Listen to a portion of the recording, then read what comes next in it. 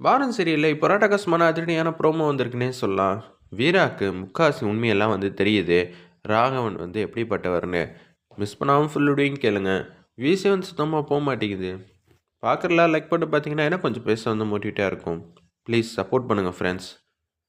மாறன் மாட்டுக்கும் அந்த இடத்துல நின்றுக்கிட்டு இருக்காங்க. வழக்கறிஞரை கேள்வி கேட்குறாங்க. சொல்லுங்க அப்படின்னு சொல்லும்போது, எனக்கும் இந்த பிரச்சனைக்கு எந்த விதத்துலையும் சம்மந்தம் இல்லை. இது யதார்த்தமாக நடந்தது. ஆரம்பத்துலேருந்து நான் இதைத்தான் சொல்லிகிட்டு இருந்தேங்கிற மாதிரி மாறன் சொல்லி புரிய வைக்க பார்க்குறாங்க.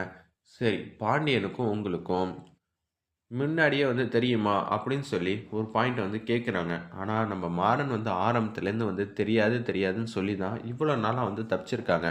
கண்மணியோட சூழ்ச்சினால தான் எனக்கு முன்னாடியே தெரியுங்கிற மாதிரி சொன்னோன்னே, என்னம்மா இவன் மாற்றி சொல்கிறான், முன்னாடியே தெரியும்னு, எப்படிம்மா எதுக்குமா இப்படியெல்லாம் சொல்கிறான்னு சொல்லி ராமச்சந்திரன் செம்மையாக கடுப்பாகிறாங்க. இது மாதிரி தெரியும்னு சொன்னால் பிரச்சனையாகாதா? என்ன வள்ளி, இவ்வளோ நாளாக தெளிவாக இருந்தவன் இப்போ எப்படி சொல்லியிருக்கான், மாமா யாரோ ஒருத்தவங்க குழப்பியிருக்காங்க மாறனை. மாறன் இப்படி பேசிகிட்டு இருக்கான். இருக்கலாமா, இவன் ஏம்மா எல்லார் பேச்சும் கேட்குறாங்கிற மாதிரி தான் எல்லாரும் யோசிச்சுட்டு இருக்காங்க. பார்த்துக்கங்க, இவ்வளோ நாளாக இவர் எப்படி பேசிகிட்டு இருந்தார், இங்கே இவர் இப்படி பேசுகிறாருன்னா நிச்சயம் இவர் மாற்றி மாற்றி பேசிகிட்டு இருக்காரு. ஆனால் இவர்கிட்ட ஏதோ ஒரு தப்பு இருக்குன்னு தான் நினைக்கிறேன்னு சொல்லி ஒரு நாள் அவகாசம் வாங்கிடுறாங்க. என்னடா, இதுவே நமக்கு காப்பாற்றுறதுக்கு ஒரு விஷயமா அமையணும் தான் வழக்கறிஞர் சொன்னாங்க. ஆனால் இந்த விஷயமே நம்ம மாற்றுறதுக்கு ஒரு பாயிண்ட்டாக அமையணும் தெரியாமல் போச்சேங்கிற மாதிரி சொல்லிட்டு அவங்க மட்டும் போகிறோன்னே, நான் பார்த்துக்கிறேன் மாறா, நீ எதுக்கும் கவலைப்படாதேன்னு வீரா சொல்லிடுறாங்க.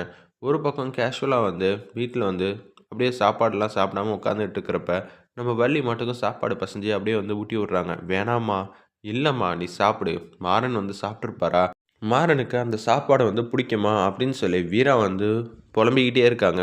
அதெல்லாம் ஒன்றும் இல்லைடா, நீ சாப்பிட்றா அப்படின்னு சொல்லி அன்பா பாசமாக சாப்பாடு ஊட்டி விட்டுட்ருக்காங்க. ஊட்டி விட்டதுக்கப்புறமேட்டு மடியில் படுத்து தூங்கிட்டு இருக்காங்க. அவங்களுக்கு என்ன செய்யணும் எது செய்யணும் சுத்தமாக தெரியவே இல்லை.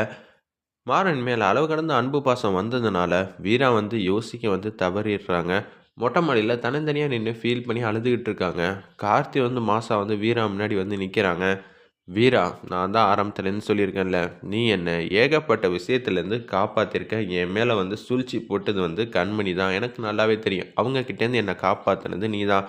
அப்படி இருக்கிற சுச்சுவேஷனில் நான் அன்றைக்கும் சொல்கிறேன், இன்றைக்கும் சொல்கிறேன், நான் தான் உனக்கு பாண்டியன்.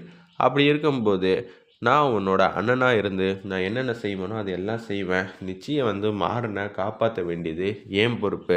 வீரா, நல்லா யோசிச்சு பார்த்தியா, மாறன் கெட்டிக்காரன்.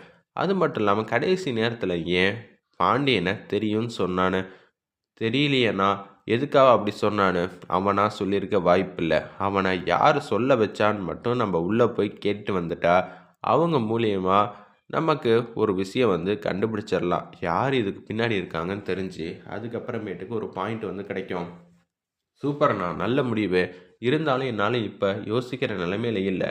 நீ இப்போ கொஞ்சம் கொஞ்சமாக மாறனை லவ் பண்ண ஆரம்பிச்சிட்டமா, அதனால தான் உனக்கு இந்த வாழ்க்கை தட்டிப்பிடுமோன்னு சொல்லிட்டு யோசிக்க முடியாமல் இருக்க. மற்றபடி ஒன்றும் இல்லை.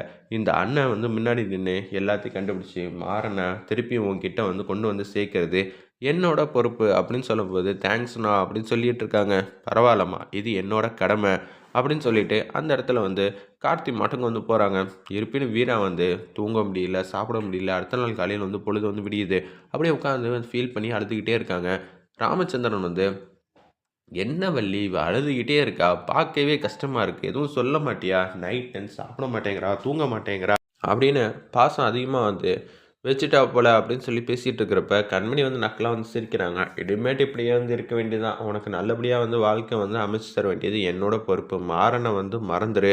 அவனெல்லாம் எப்படி நீ கணவனாக ஏற்றுக்கிட்ட, என்னால் புரிஞ்சிக்கவே முடியலன்னு சொல்லி கண்மணி கேவலமாக யோசிக்கும் போது, வீரா அதான் நாங்கள் இருக்கோம்ல, மாறன் அப்படிப்பட்டவன்லாம் இல்லை. இதுக்கு பின்னாடி அறிவழகன், அதுக்கு பின்னாடி இருக்கிறது யாரோ ஒருத்தர் இருக்காங்க. அவங்கள கண்டுபிடிச்சிட்டா போதும்.